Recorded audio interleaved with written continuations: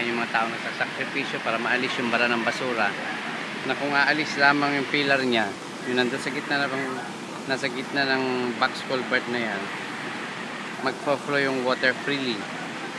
This is what's happening every